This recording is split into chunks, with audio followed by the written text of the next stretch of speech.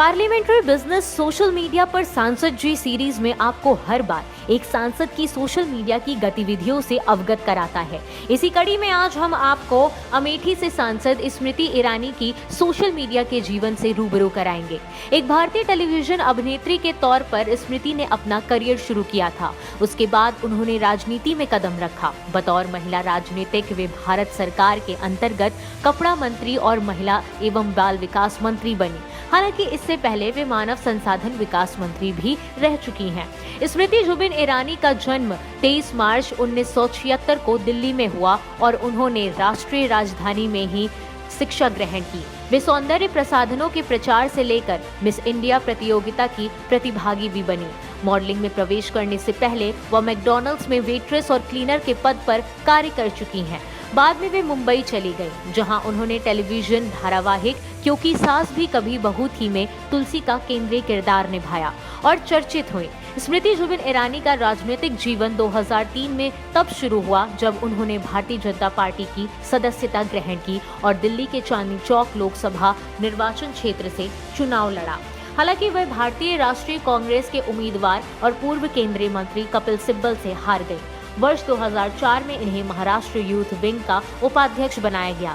इन्हें पार्टी ने 5 बार केंद्रीय समिति के कार्यकारी सदस्य के रूप में मनोनीत किया और राष्ट्रीय सचिव के रूप में भी नियुक्त किया।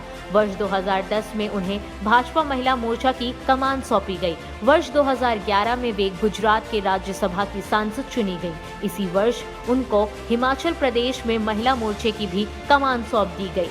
भारतीय आम चुनाव 2014 में स्मृति ने कांग्रेस उपाध्यक्ष राहुल गांधी और आम आदमी पार्टी के नेता कुमार विश्वास के खिलाफ अमेठी संसदीय सीट से चुनाव लड़ा और उन्हें कड़ी चुनौती दी। हालांकि वे यह भी चुनाव हार गए, लेकिन राज्यसभा की सदस्य होने के नाते उन्हें भारत सरकार ने मानव संसाधन विकास मंत्री बनाया गया। 2019 की लोकसभा में स्मृति बेन ने कांग्रेस अध्यक्ष गांधी कुल राहुल गांधी को अमेठी में पराजित किया।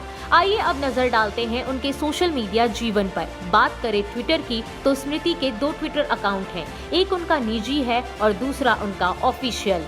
चलिए पहले जानते हैं कि स्मृति निजी ट्विटर अकाउंट में कितनी एक्टिव रहती हैं।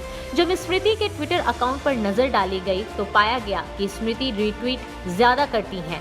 इनके पेज पर पीएम मोदी के ट्वीट को रीट्वीट कई बार किया गया है। इनके अकाउंट को देख ऐसा लग रहा है कि स्मृति मानो बस भाजपा का प्रचार करने में और उसकी खूबियां दिखाने के लिए ही ट्विटर चलाती हैं।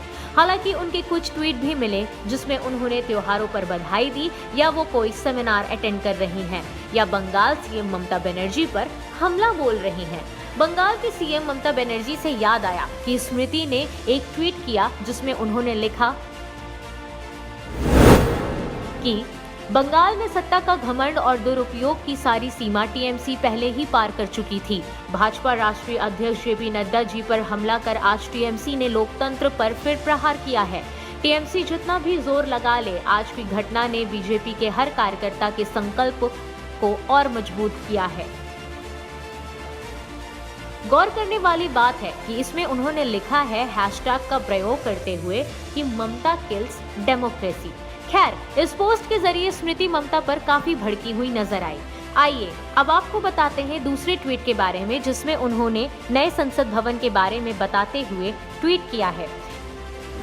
21वीं सदी के नए भारत में जन जन की आशा आकांक्षाओं की पूर्ति के लिए 64,500 वर्ग मीटर में बेहतर इंफ्रास्ट्रक्चर, अधिक सीटिंग क्षमता, उन्नत तकनीकी एवं सुरक्षा आदि सुविधाओं के साथ बनने वाला त्रिभुजाकार नया संसद भवन भारतीय इतिहास में मील का पत्थर सिद्ध होगा।